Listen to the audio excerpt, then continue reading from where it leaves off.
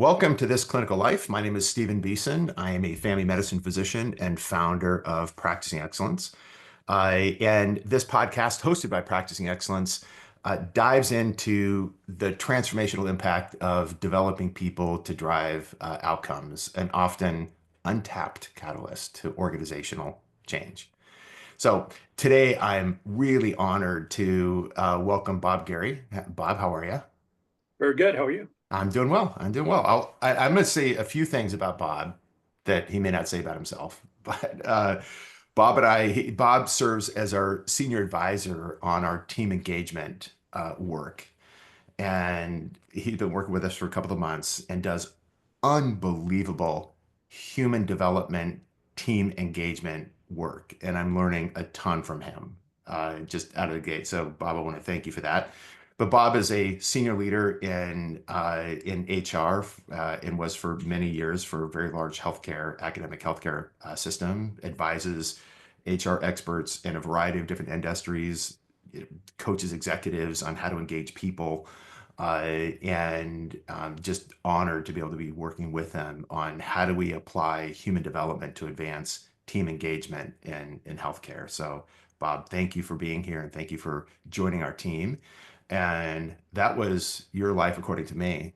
Why don't you tell us your life according to you? Sure, Yeah, sure. tell us about you. Well, first off, thank you, Steve, and Practicing Excellence. It's been, just a couple of months, but it's already been extremely valuable. And talk about learning, real learning opportunity for me as well. So, it works both ways.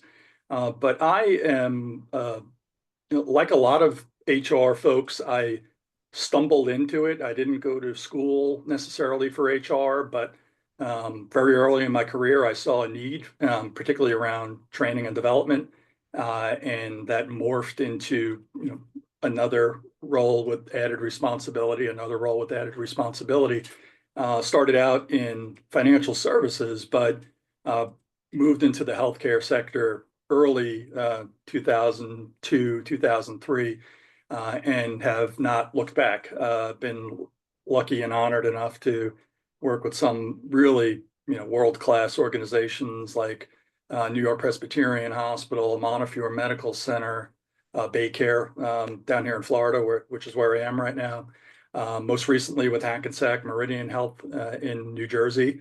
And each time, you get to learn a little bit more. You get to clean the slate and wipe away some of the mistakes maybe you made and build upon successes. And that's really been rewarding, for me as it relates to healthcare specifically. So unbelievably excited to now do that, I think, on a different scale, from a different seat, but really hoping to, call out and harvest all the things that I've learned and I'll now marry them and apply them with new technology and new opportunities. So thank you and Practicing Excellence for giving me a seat at the table.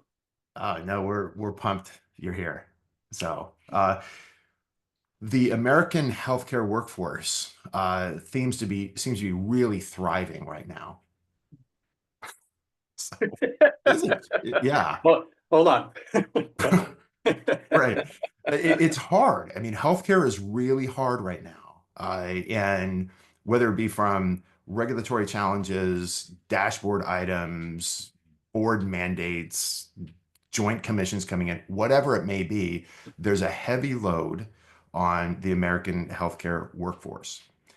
And talk to me about the power of what we refer to as growing and developing our talent and what that can do for their experience and why that matters from your perspective.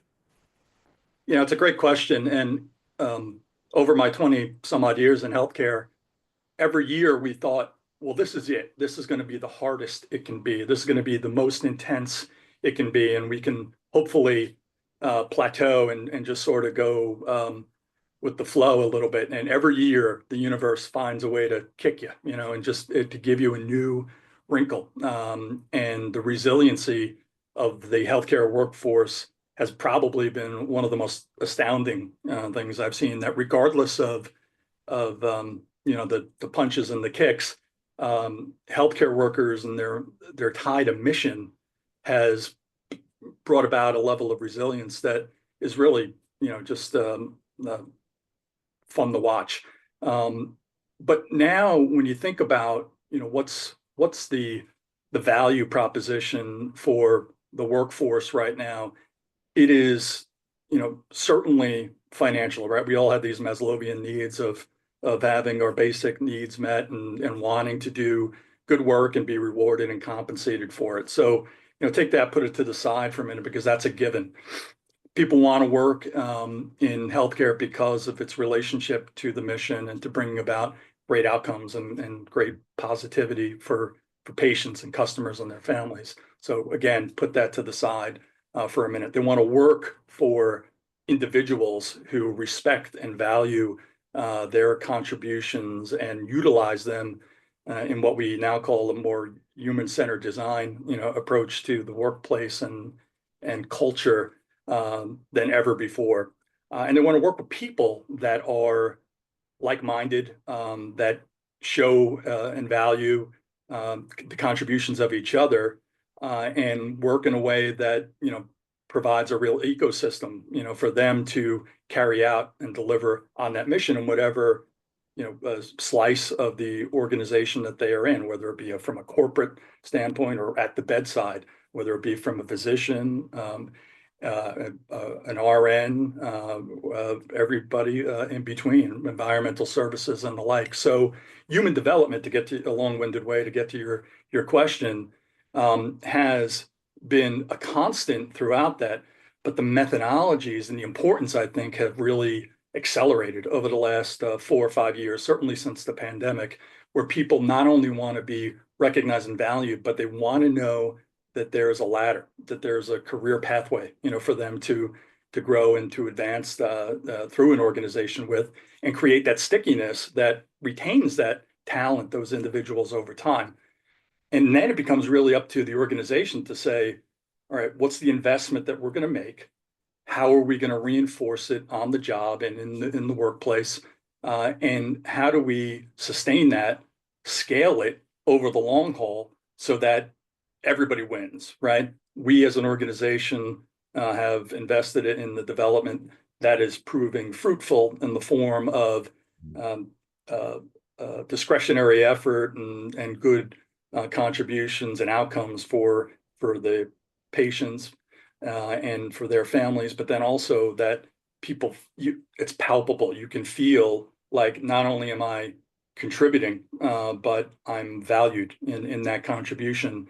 And the reason I'm valued in it is because I can see it in the form of opportunity, in the way that I am, developed and ultimately am given the runway, to grow and thrive and drive the bus of my own career path. So the really exciting thing, and I'll end with this, is just now where all of that enthusiasm is meeting with the technology that is available to us and the methodologies. So for the longest time, we've always been sort of locked and loaded into, multi-day workshops. And what we've learned is that that human development really metabolizes over time. It's not microwaved into a week.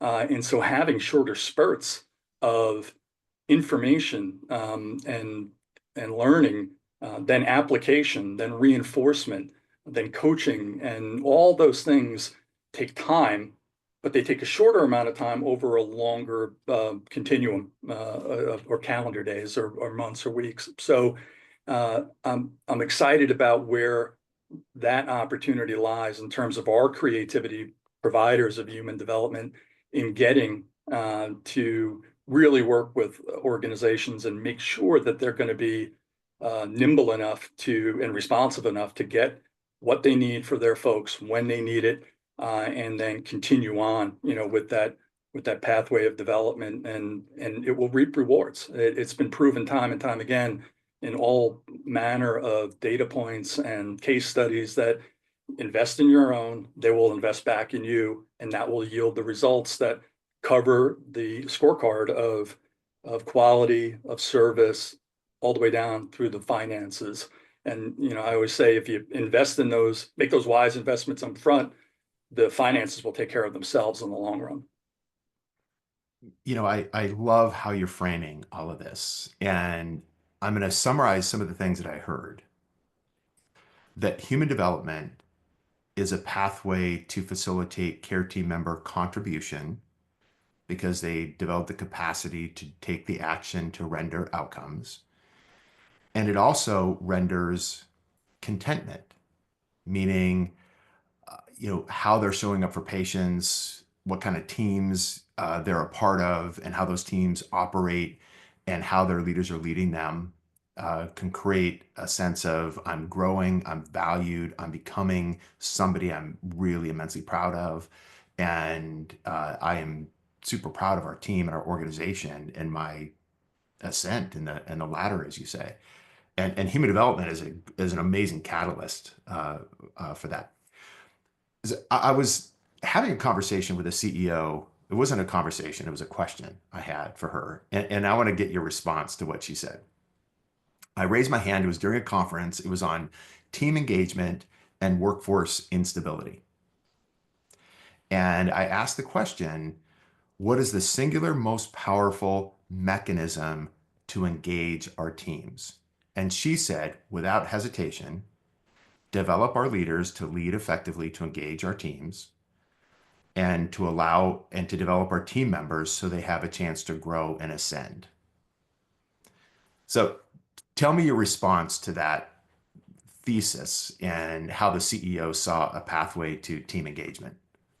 I was really hoping it would be something I can argue the counter to, but in honesty, it is the exact formula, for that stickiness, that retention factor, is that it's leaders first, mentality that if you bring in the right people, you source for the right qualities, the right behaviors and traits, you develop them in a way that's congruent and aligned with your organization, and then you start to bake that into the DNA of the organization and the associated teams. Everybody, it's a family at that point. You're going to have your troubles and your bumps along the way, but your level of commitment, is what Gallup would call that discretionary effort that you get from individuals, is remarkable. And it all starts, for me, leaders first, then bake it into the team member mosaic as well, and just keep making sure that you're driving the right behaviors and you're congruent with who you say you are. And that's the the real trouble I think organizations have, that as the environment gets more intense, do they deter, or do they move away from the core of who they are, and has become something that they say they are, but really aren't able to support any longer for whatever reason. Um, and and if so, then that's when we start to get people who are questioning their own commitment, their own loyalty to the organization. But as long as you can keep staying down that path, and even as you as an organization change, just keep making sure that everybody's coming along, that rising tide, uh, everybody feels like they've got a place secured in the boat, that they know where they're rowing to, and that they are coached along the way, that they are developed along the way, and that's reflected in the way that we recognize, compensate, all those different things. And that's really the secret sauce. But I will just sort of end with what happens is something will happen where the margin begins to take a nosedive a little bit, and there's all these different things that pop up in the arc of a given year. And sometimes organizations will say, well, I need to address that, and in doing so they do a little bit of harm to the culture, to the engagement levels of your best and your brightest. And so that's the hard thing, is sticking to that runway and making sure that we're congruent with who we want to be, who we say we are, and how we're behaving, and supporting our team day to day. It's such wise reflections on today's American healthcare workforce.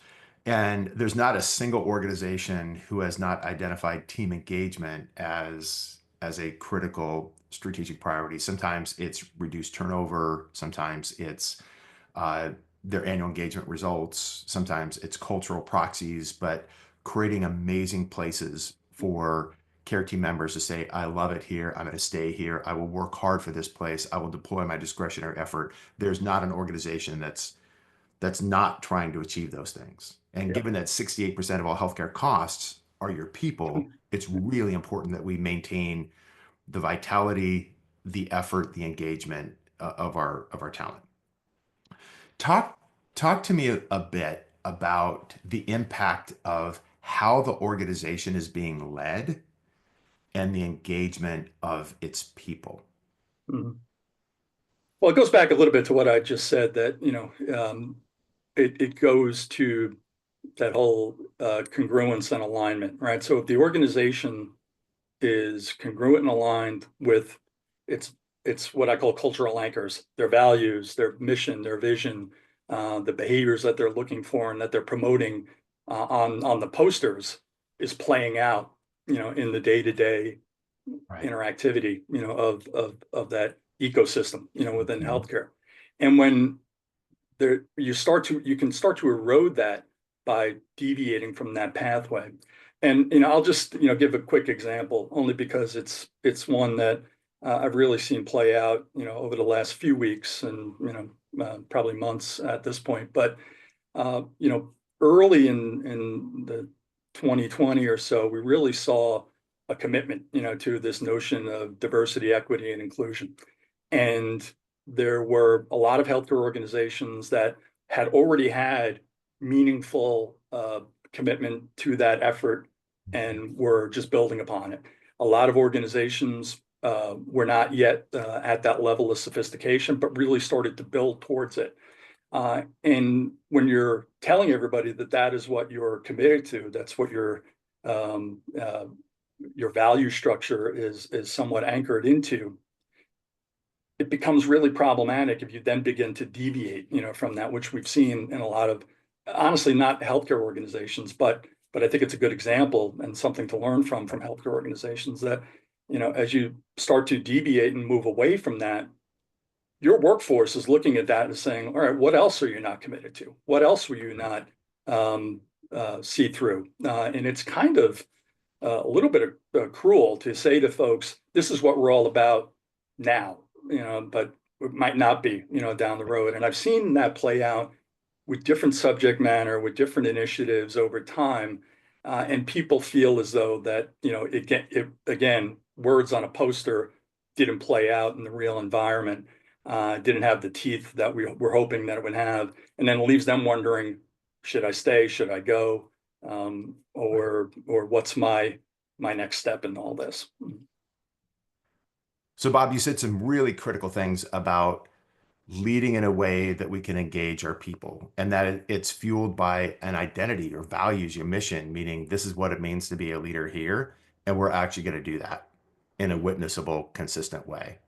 I and what I have found, and I know that you're the champion of this, in order to get that consistent, reliable, effective leadership, we have to develop our leaders to do Absolutely. those behaviors because they don't just automatically do them. And many people, particularly frontline managers, have never been developed on leading to engage behavior. So building this continuous improvement leadership development engine is critical for the team engagement agenda.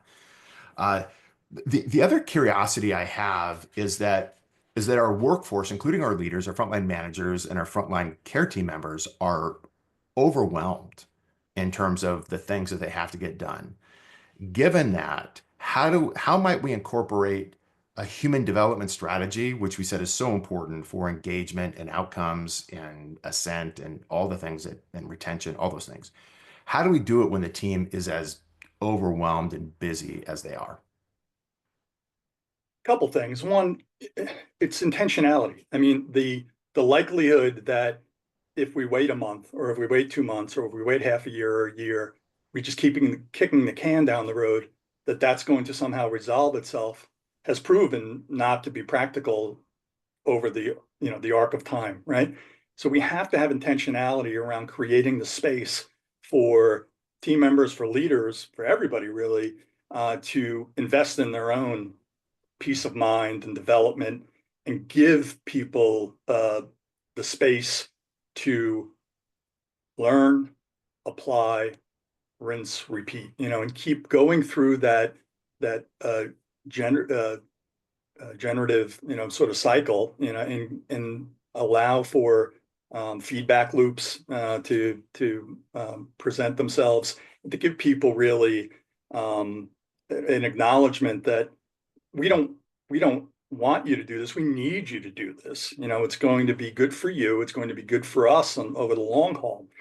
Now, that's easier said than done, right? Certainly, with the intensity that we've been talking about and, the real integration of life and work. And I used to say, I'm not quite sure if I work from home or I live at work. It's one or the other. And it's really become, the lines have been blurred, right? With all of this, with the ability to get in touch with somebody 47 different ways from Sunday, 24/7. It is, in fact, a real challenge, to get people to take a step back and say, all right, that is important, but so is this, all right? And give myself the space and the place to invest that time, into it. Now, what organizations need to do in order to carry that out is to invest in the technology, to invest in the mechanisms that allow for this. Again, you can't go back to, my humble opinion, trying to get everybody to go through really these deep dive, multi-day, sometimes multi-week sessions, where it's really become, obvious that we need to time release information and then build upon that skill with a new skill, and then interject a new concept with those two existing concepts that they've already begun to practice and flex those new muscles with. And then over time, that's where you start to really sculpt out a truly fully developed, fully engaged, individual talent, that can carry through on all the things that you want that individual to be, you want that department to be, that division and your organization to be. And when you get everybody again, not to use the boat analogy again, but rowing in that same direction, that's where the real magic happens, and that's where the formula ultimately proves all these different things about hitting all of your scorecard metrics. But it's intentionality to get people limited time. We're talking about going from having more concentrated time to more time released continuum of learning, where they can metabolize information, they can practice it in meaningful ways, and then learn from it, and then have those good feedback loops because you've invested in your leaders as well to give them the timely feedback and coaching, mentoring, sponsorship, all those things that are so critical. The leaders have so many hats to wear these days, and I try to tell every leader that you have to have an HR hat. You can't just say, well, I'll punt this to HR. They will put them in the machine and they'll come back out and they'll be fully baked and ready to go. It just doesn't work that way. You need somebody to set the standard on the job. You need somebody to reinforce the behaviors on the job. You need somebody to test capacity and capabilities on the job. And that's by and large got to be the role of the leader. So we're asking a lot of our leaders, we're asking a lot of our team members, we're asking a lot of our organizations. But the good news is it can be done. And with the introduction of AI in such a tidal wave of a way over the last year or so, I think the future is enormously bright for organizations that are at the forefront of the technological wave, that we're about to ride, while still using proven, tried and true mechanisms to serve as adjuncts to the development of their folks. It's going to be a recipe. It's not going to be one thing, one bullet, silver bullet that fixes everything. It's going to be a recipe of different modalities that promote human development down to every individual, particularly as organizations become bigger and bigger and bigger. That scalability is going to be such an important thing to navigate. But for once, I really feel like we have the tools, the technology, the insights, the talent to pull that off as an industry in ways that we just were really struggling with before. It's so exciting to hear you describe, first of all, the power of human development to drive meaningful outcomes in healthcare.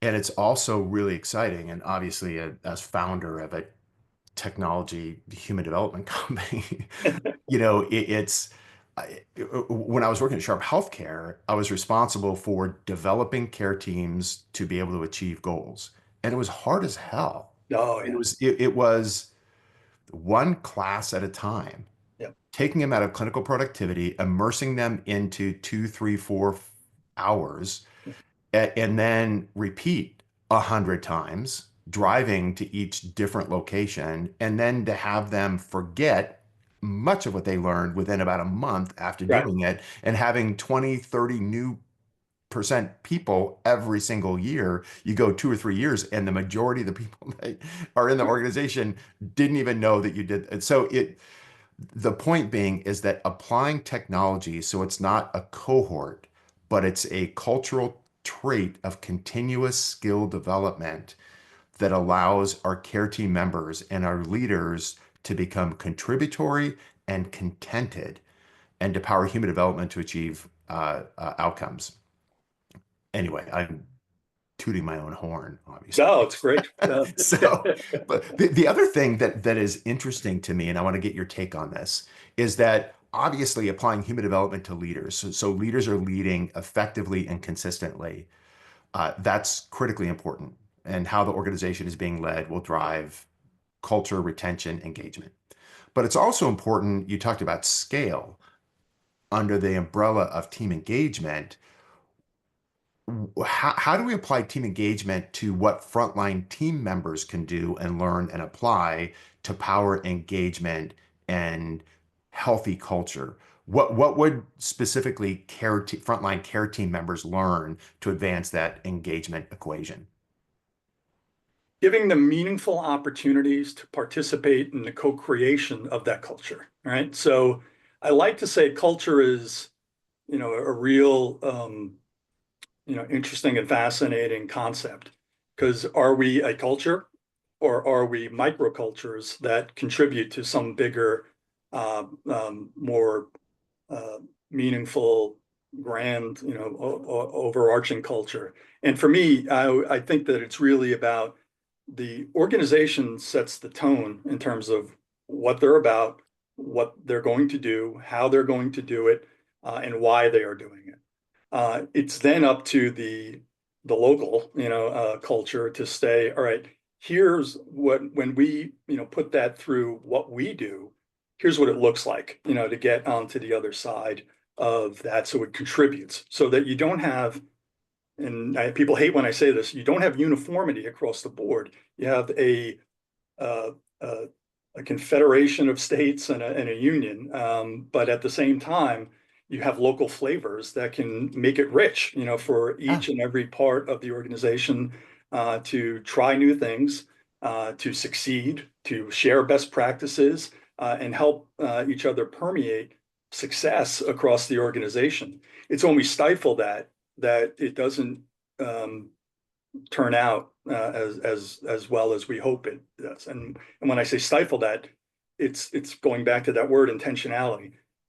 With intentionality, creating space for each and every person to contribute to the co-design of that, how people experience their local workplaces, while honoring what the organization is trying to do at the macro level. So I think, whether you call that human-centered design, I operate on a philosophical bent called appreciative inquiry.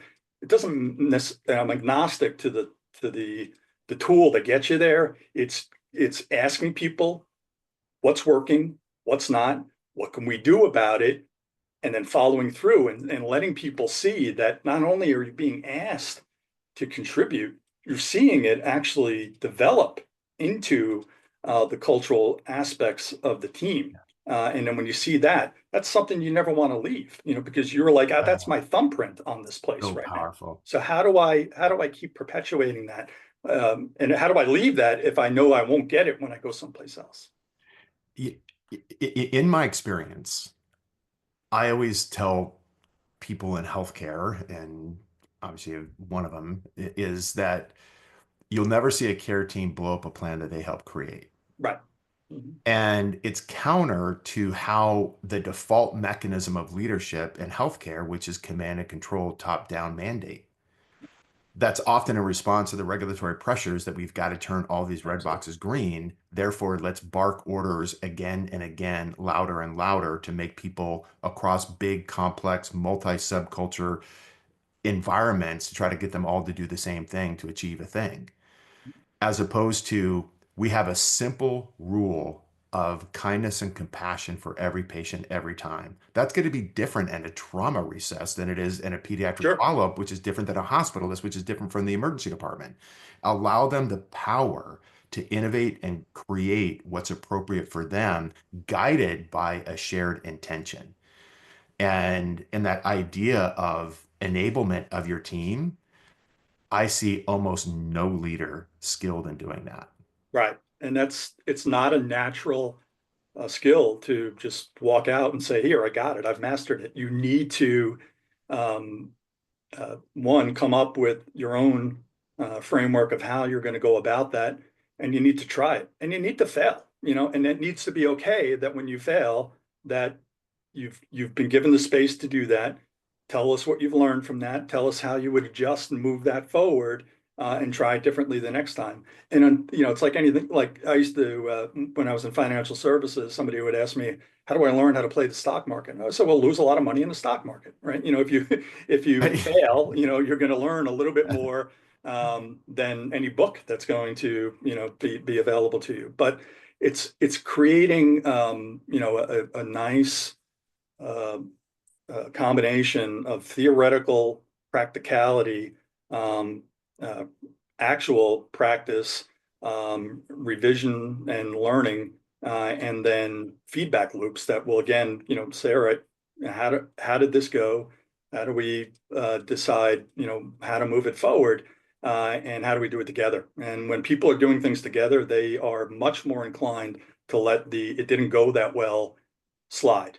But when it's put upon them and something goes wrong, very quick to point out that you didn't ask us how we should do this and it Right. went wrong. What can we learn from that? And that's where real engagement either manifests or becomes stunted. In my experience and observation, and I think there's some data to support this, is that team members that are tapped on the shoulder to actively participate in a co-design of a future state may be the most powerful mechanism to engage our people. Uh, so I love what you're saying, and I know we're running short on time, but I want to ask the question about, and again, there's a set of leadership skills that can engage our people, and we can power that by continuous scaled development, not necessarily cohort immersive multi-day things, but building a cultural trait of continuously advancing leadership skills. And that's something that you and I, Bob, are really passionate about and Sure, building in the team engagement program. The other thing is the idea of developing frontline team members to collaborate with each other, and to build the sense of esprit de corps, psychological safety, there for each other, helping each other, supporting each other, looking out for each other, that sort of thing. Talk a little bit about how human development can be applied to raise team collaboration for the purpose of advancing engagement. sure, Talk, sure. talk to me a little bit from your perspective. Yeah, it is. The workplace is a wonderful thing, and the probably one of the single most impactful elements of it is the relationship that you have with the people that are in the foxhole with you, right? So if I have good, lasting, meaningful relationships, one where there is both actual tough love, but at the same time a real investment in the fact that we're in this together and we're invested in each other's mutual success. That's a beautiful thing. When people are not you can feel it, right? It's Mhm. really hard thing to explain, but when you're sitting around a table in a meeting, you can feel the engagement without anybody even talking. You know, you can read the body language, you can see who is speaking and who is not speaking, and get a sense of, might know not know what some of the drivers in this group are, but something is either making it really, really click, or something is really, really stunting it from going to a place that it needs to be. And so human development gives us the tools, the techniques, and the ability to navigate through those relationships, because we're not really, when we go to college, there isn't a class on interpersonal relationships. There's some discussion around reflective listening, generally speaking, but Mhm. it's very rare that the way I interact and engage with one person successfully is going to be I interact and engage with the next person. So it is about operating through a mutual understanding of ignorance, right? I don't know a lot about you, you don't know a lot about me. So if we are, given the opportunity to work well together, it's usually because I've been given some skills to engage in inquiry, ask you what you're all about, what makes you tick, what some of your skills are, what some of your strengths are. Strengths finder or something along those lines could be a Yeah. real enabler to team success, because it allows us to talk about what we do well, right? It's not deficit based. It's not looking at what might not be there for us yet, Mhm. and focusing on that, but rather, what gifts do we bring to the workplace, to this person sitting next to me, to that leader over there, and how do we radiate that throughout our department, and recognize it in another, so that I know that I don't have this, but they do. Bring them into that conversation, round me out in a way that I couldn't possibly do on my own, round the team out in a wonderful way. That is true engagement. And that can really only come from human development, by giving people the skills, the interpersonal skills to craft those types of inquiry, those types of conversations, and to do so in a way that allows for a little bit of awkwardness and uncomfortable. But, I got enough, in terms of my toolkit, to diffuse a lot of that anxiety, and also to tell me, it's worth doing, right? The one uh, group I can always pick out, in terms of a team that is really struggling with their engagement, is the one where there's not a lot being said. I almost find it interesting that the very vocal, and where there's a lot of disagreement on certain teams, it's not that they're not healthy, it's that maybe they're not as constructively healthy as they could be. Right. Um, Whereas if you are completely turned off and shut down, those are the groups I worry about the most. And so human Yeah. development is going to be the thing that gets us to promote, that interrelatability, and that those interpersonal skills. It's such an incredible observation. And I heard the quote once, the opposite of love is not hate, it Mhm. is indifference. Yeah, And really is. and disengagement is indifference, it's retreat, it's I'm going to do the minimum. I've got to be able to get home, and I'm not actively participating, nor even advocating, nor quite frankly even care what the organization is trying to do. I just see this as a job where I clock in, I clock out. And I think shifting that from that disengagement to engagement is what you had mentioned. The team collaborates with each other. They know each other. They support each other. They check in on each other. They help each other. They do things together. They have safety to raise ideas, or safety to challenge a particular way of doing things. And that sense of collaboration, I think, can be powered by building skills of becoming an amazing teammate. Absolutely. Yeah. And I don't know any other way you can reliably create highly collaborative environments where people are really great for each other and help each other, support each other, lift each other up, without powering the skills, so we're doing the behaviors and the actions that allow that team collaboration to manifest. Yeah. Um, and so Bob, we could go on and on Joe Rogan style on this topic. I have about 15 more questions I want to ask you, but I I think that the final one is, so many organizations are struggling financially right now.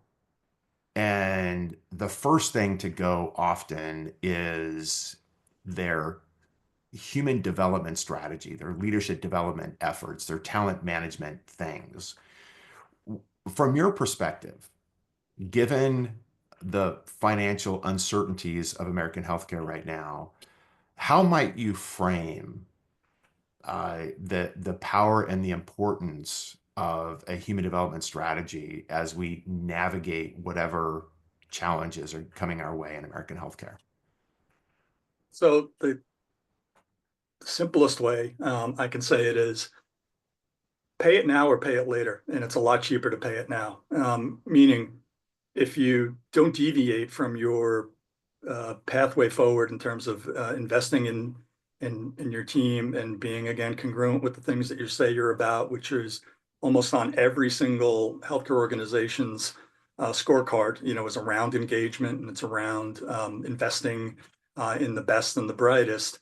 Uh, if you pay for it now, you won't have to pay in a more expensive way in the terms of turnover, burnout, in terms of word of mouth, reputation, all those things. It's again those organizations that can ride through the tough times. And listen, everything I'm saying, easier said than done. Believe me, I absolutely know that the pressures that come from the board, the pressures that come from the finance groups within the organization, they're palpable. You can absolutely tell, when there are these, blips in the radar of financial pressures that are bigger than the usual daily financial pressures.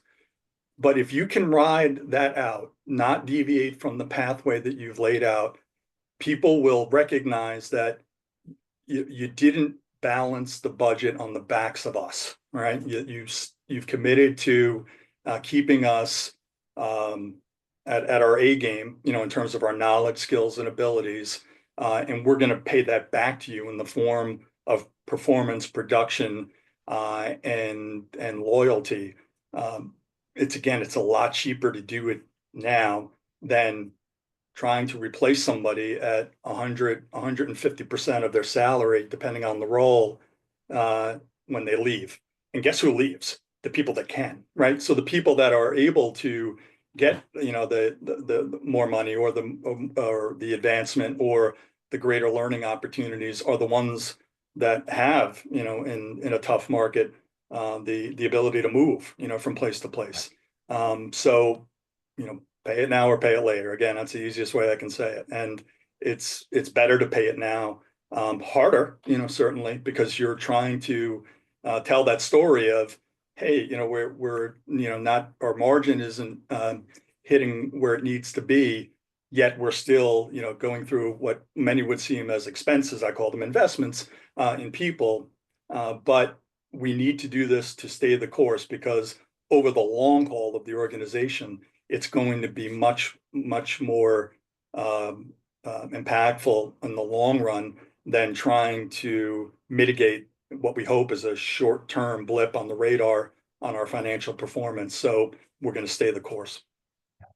Well, Bob, I am so excited about what we're building and the team engagement domain at Practicing Excellence. And a lot of the things that you had referenced, the ability to scale human development, to make it continuous and not episodic, to be able to map it to particular outcomes in retention and engagement, to develop our leaders with the evidence-based leadership skills to engage their people, and develop the frontline care team members to collaborate with each other, help each other, support each other, have each other's back, and to use human development as a catalyst uh, for culture change, so that people showing up for work saying, this place is amazing. Yeah. It's hard. We work our asses off here, but man, I love my teammates and how we're humming, and my leaders are listen, help, respond, appreciate, challenge, tap me for ideas, and all the things that people who lead to engage